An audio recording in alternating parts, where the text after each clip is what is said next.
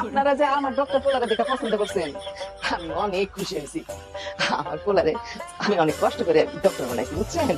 মানে নিজের পোলা বলে বলতেছিলাম মাশাআল্লাহ মাশাআল্লাহ, শুধু এই গ্রামে না মনে করেন আশেপাশে 5-10 গ্রামে আমার পোলারে মনে করেন সবাই ডক্টর হিসাবে না আমার হিসাবে পছন্দ করে। একজন মানবিক ডাক্তার, মানে বিয়ের বাজারে আমার পোলার মনে করেন অনেক চাহিদা আছে, কিন্তু সবার সাথে তার সম্পর্ক করা যায় না, তাই না?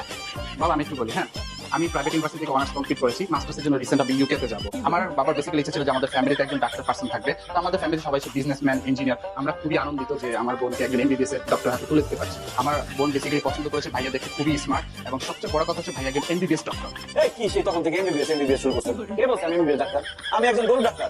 রে তুই করুন না, হাঁস মুরগির চিকিৎসা করে। এই গোটো তুমি কি বলে তোমরা না আপনি কি করলেন? এমবিবিএস ডাক্তার গরু ডাক্তার এখন নাকি? গরু ডাক্তার কি হয়েছে? সে ডাক্তার না, ডাক্তার কি পড়াশোনা করে হয়েছে না? সেটা গরু চিকিৎসা করুক আর মানুষের চিকিৎসা করুক, ডাক্তার ইনজেকশন তো দিতে পারে। আপনারা চাচ্ছেন কেন?